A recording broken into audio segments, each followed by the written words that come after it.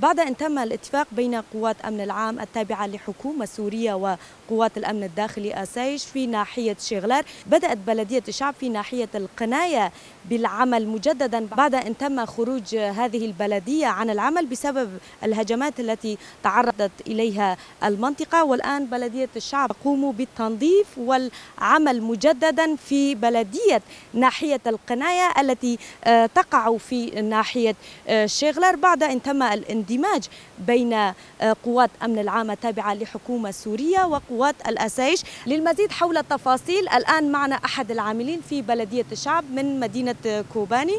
بداية نرحب بك، جزيل الشكر على هذا العمل. كيف سيتم العمل مجددا بعد هذه الهجمات التي دارت في المنطقة وأنتم تقومون بالتنظيف وتأهيل البلدية في ناحية القناية مجددا؟ أنا اسمي عمار حاتكي من شوفير إطفائية بلدية كوباني. نحن وعمال النظافة وبلدية شعب كوباني اجينا على بلدية قناة عشان ننظف البلديات ومركز آسايش تبع آسايش ومشتركة أمن العام السوري، وتنظيف البلديات وتنظيف وتعبئة المي مشترك مع بلدية قناة. ثاني عم ننظف البلديات ومركز الآسايش تبع الآسايش وقوى الأمن العام تبع سوريا.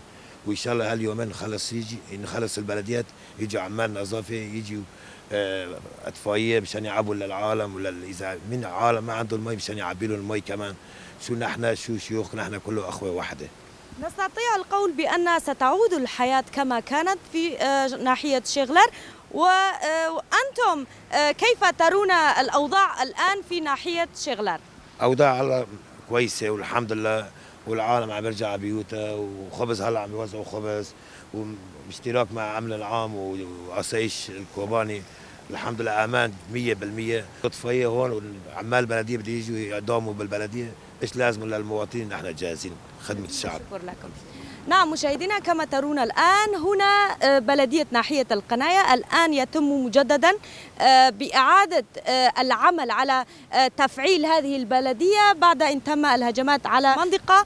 وخلفي أيضا نقطة المركزية الأساسية التي يتمركز فيها قوات أمن العام التابعة لحكومة سوريا المؤقتة وقوات الآسايش. والأمور طبيعية كما تشاهدون خلفي. هنالك حركة لقوات العسكرية الأمن العام وقوات الآسايش، والبلدية تقوم بعملها التنظيف وإعادة تأهيل المراكز في ناحية شغلار.